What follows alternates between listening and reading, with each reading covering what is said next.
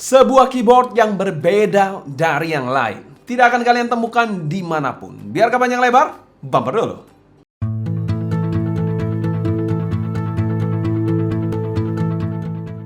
Halo semua, selamat datang di Keep in Touch bersama dengan saya Sebastian. Seperti biasa akan sharing mengenai keyboard dan juga peripheral terkait lainnya. Kali ini kita kedatangan sebuah keyboard dari brand Epomeiker yang diberi nama Dynatab 75X. Jadi Dynatab ada dua, Dynatab yang biasa dan yang 75X, seperti yang akan kita review ini. Dari namanya sendiri kalian sudah bisa tahu kalau ini adalah keyboard 75% dari jajaran keyboard Epomeiker.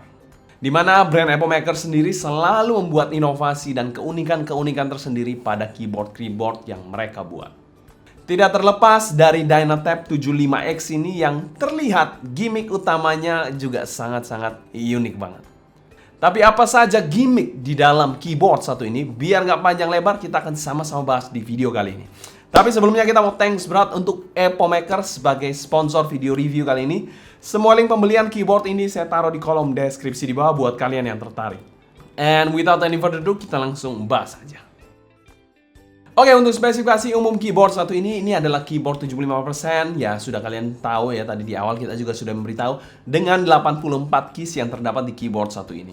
Selain itu juga, keyboard satu ini juga sudah mendukung triple connection. Mau kalian wireless menggunakan Bluetooth, menggunakan dongle ataupun wired, bisa semua di keyboard satu ini.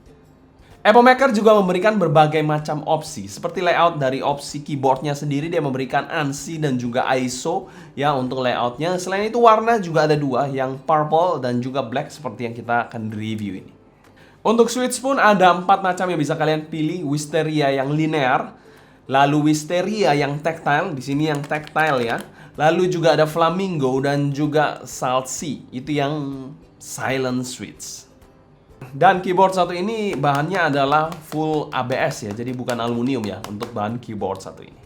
Untuk PCB-nya kalian gak usah bingung karena sudah hot swap, mendukung 3 dan 5 pin ya. Selain itu juga sudah south facing, jadi aman untuk semua macam keycap. Keyboard satu ini pun juga sudah mendukung RGB yang terkesan soft dan sopan banget.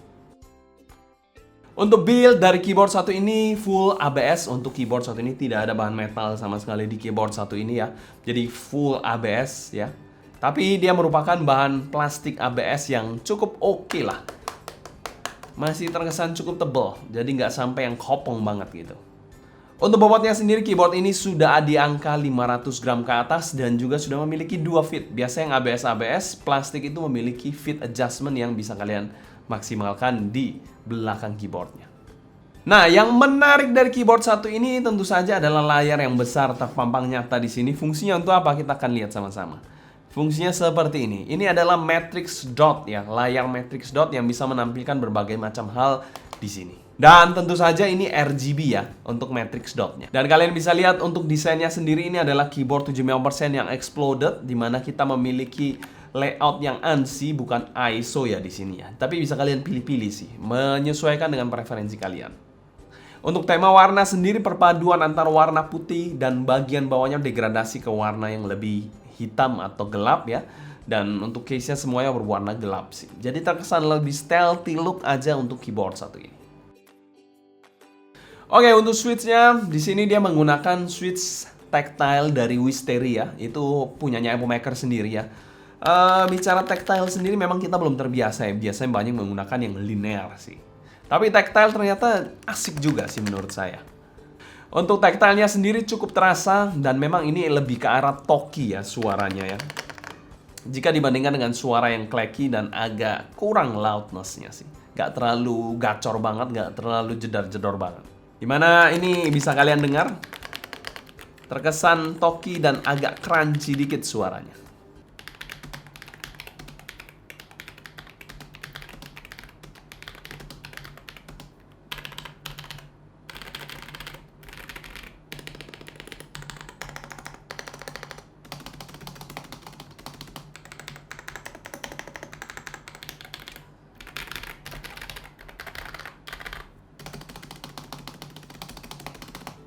Untuk keycapnya sendiri adalah cherry profile dengan bahan PBT.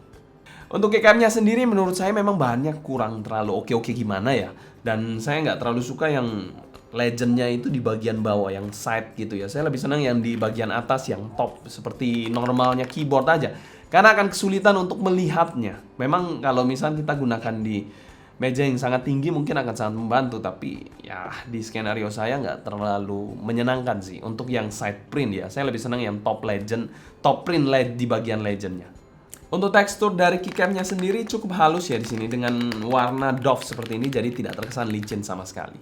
Dan protes saya yang kedua, walaupun ini memang keycapnya terkena LED, tapi LED-nya ini terasa kurang terang ataupun mungkin nggak terlalu gimana-gimana ya. Jadi kayak kurang jelas aja, agak kabur dikit. Jadi untuk yang mata-mata minus dikit-dikit seperti saya sendiri akan sedikit struggling ya mencari legend di mana ini. Ngetiknya juga agak membingungkan kadang. Terutama nyari angka, itu yang paling membingungkan. Oke, untuk fitur dari keyboard satu ini sudah lengkap banget ya. Dia sudah HS PCB ya, hot swap 3-5 pin. Lalu triple connection ya. Ada dongle, ada Bluetooth, dan juga ada wired yang lengkap banget di keyboard satu ini. Selain itu juga dia sudah memiliki south facing PCB juga ya. Jadi ya aman banget untuk semua jenis keycap yang kalian pasang di keyboard satu ini. Untuk baterainya juga mengakomodir koneksinya yang triple connection, dia sudah memiliki baterai 10.000 mAh yang juga mengakomodir dot matrixnya ini. Jadi walaupun ada dot matrix tapi ini bukan keyboard yang boros banget sih. Nah, untuk gimmicknya sendiri dari keyboard satu ini ya tentu saja dot matrixnya yang bisa menampilkan berbagai macam hal. Seperti kinerja CPU, jam, tanggal, persentase baterai, tulisan berjalan, dan matrix effect yang ya keren ya menurut saya, dan juga agak snake gitu kalau terkoneksi dengan smartphone ataupun laptop kalian. Jadi tentu saja pada saat kalian gunakan di kantor ataupun dimanapun akan stand out jika dibandingkan dengan keyboard-keyboard lain yang ada di pasaran. Selain itu juga, keyboard satu ini sudah memiliki kompartemen khusus ya untuk menyimpan dongle-nya di bagian sini, dan juga ada tombol-tombol di sini yang bisa kalian akses dengan mudah di situ. Jadi ada kompartemen khusus untuk dongle-nya ya di keyboard satu ini. Untuk RGB-nya gimana? Tentu saja di keyboard satu ini aman RGB-nya. Selanjutnya kita bahas pro dan cons dari keyboard satu ini. Cons dari keyboard satu ini dia masih menggunakan bahan plastik ya. Di angka 1 jutaan masih menggunakan bahan plastik, agak sedikit deal breaker. Tapi saya mengerti kenapa, karena dia harus mengakomodir ya. Untuk dot matrix-nya ini juga mungkin. Karena memang dot matrix mungkin tidak murah-murah banget sih.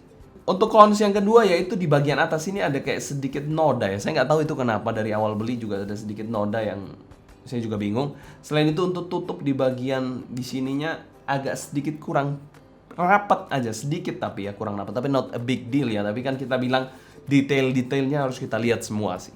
Untuk cons yang ketiga yaitu saya nggak terlalu suka keycap dengan legend menyamping seperti di Apple Maker ini, karena agak kesulitan lihat terutama di bagian angka, dan harus ini angka berapa kadang bisa lompat ya, maunya 4 jadi 3 atau 4 jadi 5 gitu, agak sedikit tricky aja di keyboard satu ini. Jadi saya lebih senang atau lebih ya sesuai preferensi saya yang top untuk printingnya. Untuk pro-nya dari keyboard satu ini selain dot matrix, dia juga sudah lengkap banget fitur-fiturnya ya. Untuk HS PCB yang south facing dan juga triple connection, mantep banget di keyboard satu ini. Kesimpulan untuk keyboard satu ini menurut saya mantap banget ya. Ini sesuai dengan preferensi saya, 75% ya. Yang exploded gak ada masalah, mau exploded ataupun gak ada masalah. Saya suka yang 70% ke atas ya. Mungkin 65% masih acceptable, tapi 60% saya kurang cocok sih. 65% ke atas akan lebih mantep untuk saya. Memang saya cocok, tapi sayangnya dia masih case-nya plastik itu yang agak kurang cocok untuk build-nya ya. Dan juga kurang detail dikit untuk bahan dari case-nya ini. Untuk keycapnya juga mungkin kalau saya bisa saran mungkin akan saya ganti nanti ya, karena memang saya nggak terlalu suka yang ya untuk side print seperti ini. But overall ini adalah keyboard yang lengkap dan pastinya stand out dibandingkan keyboard-keyboard lain yang ada di pasaran saat ini. Mungkin sekian dulu sharing saya mengenai Dynatab 75X ini. Kalau kalian suka jangan lupa subscribe, nyalakan notifikasi, dan nyalakan loncengnya juga agar kalian tidak ketinggalan video-video terbaru dari Keep in Touch ini. Mungkin kalian ada request keyboard apa yang mau kita review selanjutnya, bisa tulis di kolom komentar di bawah ya. Mungkin keyboard apa yang mungkin hype, mungkin yang murah-murah hype gitu, mungkin kita bisa lah untuk realisasikan ke depannya. Bisa tulis aja di kolom komentar di bawah ya. Mungkin sekian dulu, saya Sebastian dari Keep in Touch pamit undur diri, sampai jumpa di video berikutnya. Adios.